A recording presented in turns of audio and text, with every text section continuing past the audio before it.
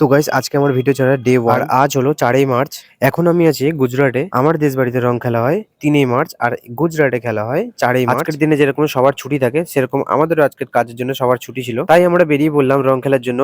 Boring লাগছিল রুমের মধ্যে, তো সবাই বেরিয়ে পড়েছি রং খেলা। আমরা রুমমেট ছিলাম 6 জন, আর বাদবাকি দেখতে পাচ্ছ যেই বন্ধুগুলো সেগুলো হচ্ছে আমাদের পরিচিত কিছু দাদা। আর যারা যারা ভিডিওগুলো দেখতেছো তারা কমেন্ট করে জানাবে রং খেলা তোমাদের কেমন গিয়েছে, সেটা কমেন্ট করে অবশ্যই জানাবে। আমরা রাস্তার মধ্যে কিছুক্ষণ রং মেখে আনন্দ করে নিলাম, তারপর আমরা রওনা হয়ে আমাদের স্যারকে রং মাখাবো বলে। তো আমরা হাঁটতে হাঁটতে চলে এসেছিলাম স্যারেদের বাড়ি।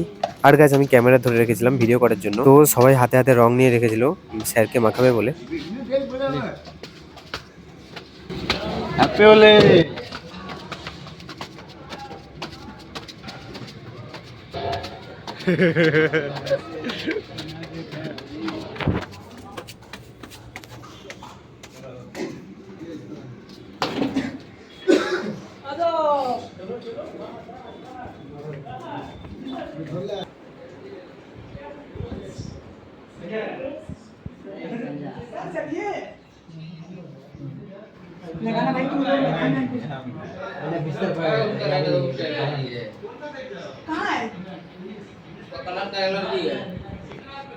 ये आमिर है। आज होली कलर नहीं लगा रही है।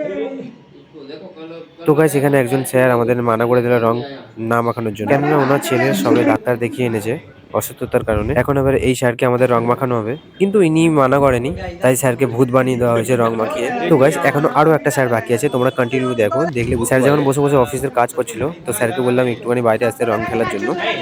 मैं रिटर्न जाना पड़ेगा। फोटो ग्रुप में डालना है। वीडियो बनाने का तुम वीडियो बनाते रहने का।